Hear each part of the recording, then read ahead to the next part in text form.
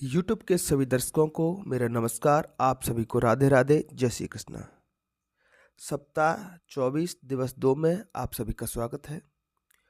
आज की इस वीडियो में हम आपका लेसन 12 जो है टेक्स्ट बुक का पाठ क्रमांक 12 द सैड लिटिल प्रिंसेस, इसका अभ्यास करने वाले हैं। ये वर्कशीट क्रमांक 119 रहेगी आपकी। तो प्यारे बच्चों, वीडियो को शुरू से अंत तक पूरा देखें और अच्छे से समझ करके अपनी अभ्यास पुस्तिका में इसको नोट करें। तो चलिए शुरू करते हैं। वर्कशीट क्रमांक 119 ये रही आपके सामने। डे 2 दिवस 2। इससे पहले डे 1 में हमने कुछ कहानी पढ़ी थी, उसका अगला हिस्सा आपका ये यहाँ पर दिया गया है। वो राजकुमारी क्यों दुखी थी? सब कुछ था उसके पास, खाने के लिए बेस्ट फूड था, पहनने के लिए ब्यूटीफुल क्लॉथ्स थे और लवली टॉयज थे, फिर भी वो दुखी थी। तो आगे उस कहानी में क्या हुआ ये यहाँ पर टेक्स्ट के रूप में आपको दिया गया। टेक्स्ट मतलब मैसेज, संदेश। One day the sad little princess, एक दिन। द सैड लिटिल प्रिंसेस ये वाक्य का सब्जेक्ट है बेटा। ये वेंट ये वर्ब है। ये तीसरा हिस्सा फॉर ए वॉक, ये तीसरा हिस्सा। तो कोई भी वाक्य इसी तरीके से 3 हिस्सों में बनता है। पहले काम करने वाला सब्जेक्ट, उसके बाद क्रिया, उसने क्या काम किया, उसके बाद जिसका इसका क्रिया का इफेक्ट जिस पर पड़ता है, प्रभाव जिस पर पड़ता है, वो कर्म कहलाता है। द सैड ये कर्ता हो गया, ये क्रिया हो गई वेंट, और ये कर्म हो गया।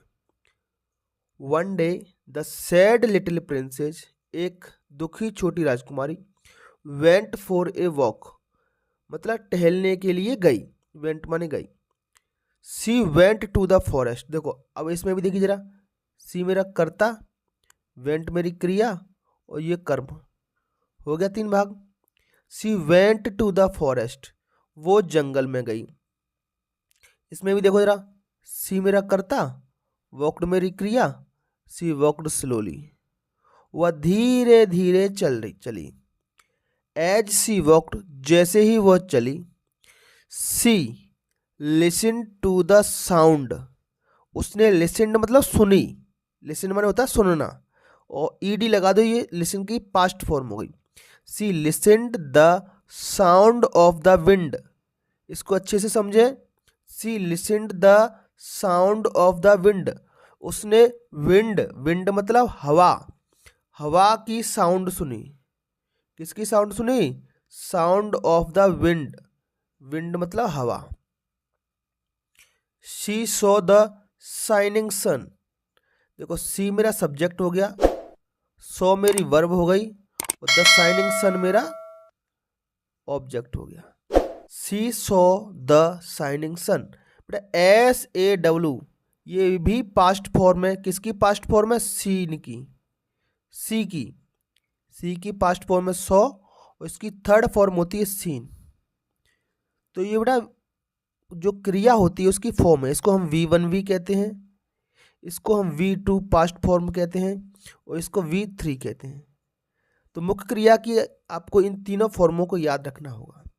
शी सॉ द शाइनिंग सन, उसने चमकीला सूरज देखा। सी सॉ द ग्रीन ग्रास, उसने हरा घास देखा। सी सॉ, उसने देखा हाउ ब्यूटीफुल एवरीथिंग वाज, उसने देखा हर चीज कितनी खूबसूरत है। एंड यहां से दूसरा वाक्य जुड़ा हुआ है बेटा एंड से। सी बिगेन टू स्माइल, बिगेन मतलब शुरू कर दिया, ये भी पास्ट फॉर्म है, उसने मुस्कुराना शुरू किया। सी लुक्ड एट एवरीथिंग, देखो 3 हिस्से हो रहे हैं, लुक्ड वर्ब है, सी सब्जेक्ट है। सी लुक्ड एवरीथिंग, उसने सब कुछ देखा। सी लिसन्ड टू एवरीथिंग, उसने सब कुछ सुना। एंड यहां से दूसरा वाक्य शुरू हो गया, देखो एक वाक्य जुड़ गया, सी लिसन टू एवरीथिंग, इसके बाद एंड लगा है, दूसरा वाक्य जुड़ रहा है। सी बिगेन टू लाफ, उसने हंसना शुरू किया। एंड सी लाफ्ड और हंसी, एंड लाफ्ड और हंसी और हंसी और हंसी, 3 बार लिखा है, laughed and laughed and laughed. She wasn't sad anymore. अब इसके बाद वह और दुखी नहीं रही। She wasn't sad anymore. पहले वो सब कुछ होते हुए दुखी थी, लेकिन एक बार वो महल के बाहर निकली, उसने she listen the sound of wind, हवा की आवाज सुनी, उसने चमकदार सूरज देखा, उसने हरा घास देखा। सी वाज उसने देखा कि सब कुछ कितना खूबसूरत है, सब कुछ उसने सुना। अब इस कहानी के बाद प्रश्नों की बारी आती है। Now answer the following questions, choose the correct option and right. पहला प्रश्न है, द प्रिंसेस वेंट टू, वो कहाँ गई थी? चार ऑप्शन है। क्या वो बगीचे में गई थी? गलत बात बेटा, बगीचे में नहीं गई थी। GARDN, गार्डन मतलब बगीचा। दूसरा ऑप्शन है फॉरेस्ट, फॉरेस्ट में गई थी।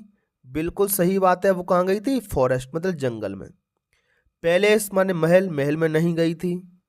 टेम्पल, TEMPLE, टेम्पल, टेम्पल माने मंदिर, वो मंदिर में भी नहीं गई थी। तो एक ही ऑप्शन सही है, फॉरेस्ट। इस पर टिक करें और यहां भर दें फॉरेस्ट। ठीक है। Question number 2, she listen to the sound of the, उसने किसकी आवाज सुनी? ये लिखा है बेटा, साउंड ऑफ द विंड, उसने हवा की आवाज सुनी। तो हवा वाला ऑप्शन ये रहा, WIND, विंड, विंड मतलब हवा। सूर्य की आवाज नहीं सुनी थी, फ्लावर्स मतलब फूल की आवाज नहीं सुनी, क्लाउड मतलब बादल की नहीं सुनी। किसकी आवाज सुनी थी उसने? विंड की। बेटा ये सारे के सारे मीनिंग मैंने आपको इसलिए लिखाए हैं कि आप इनको याद कर लें, इनकी जरूरत आपको आगे निश्चित ही पड़ेगी। और जितना वोकैब मतलब शब्द अंग्रेजी के आप याद करोगे, उतनी ही अंग्रेजी भाषा आपके लिए आसान हो जाएगी। अगले क्वेश्चन की तरफ बढ़ते हैं। सी बिगिन टू, उसने क्या शुरू किया? चीखना नहीं, बात करना नहीं, वीप मतलब रोना नहीं, उसने लाफ, हंसना शुरू कर दिया, LAUGH। क्वेश्चन नंबर 4, सी वाजंट सैड एनी लॉन्गर, अब इसके बाद वो दुखी नहीं रही। सैड, सी वाला ऑप्शन सही कर देंगे हम। HAP, हैप्पी माने खुशी होता है, क्राई माने चीखना होता है, और इसको याद कर लेना, SHY, साई मतलब शर्मिला। ठीक है, इसका जवाब आपको मिल गया सैड। क्वेश्चन नंबर B, टिक यस और नो। कहानी आपने पढ़ ली है प्यारे बच्चों, सिर्फ समझकर आपको हाँ और ना में जवाब देना है। Did the princess see red flower, क्या उसने लाल फूल देखे? नहीं, नो इसका आंसर हो जाएगा। उसने सफेद फ्लावर देखे थे। Did the princess walk slowly, चल धीमे धीमे चल रही थी? हाँ बिल्कुल सही बात है बेटा, यस टिक करें। Did the princess see the green grass, क्या उसने ग्रीन ग्रास देखा, हरा घास देखा था? यस बिल्कुल सही। Did the princess begin to smile, उसने स्माइल मुस्कुराना शुरू कर दिया है? तो इसका भी जवाब यस हो जाएगा। ठीक है, बहुत बढ़िया कर रहे हैं प्यारे बच्चों सभी, है ना। अच्छा, जिन बच्चों ने अभी तक चैनल को सब्सक्राइब नहीं किया है बेटा, इस चैनल को सब्सक्राइब जरूर करें और कमेंट बॉक्स में हमें बताएं कि आप हमको हमारा वीडियो कैसा लगता है। Where did she go one day, एक दिन वह कहाँ गई?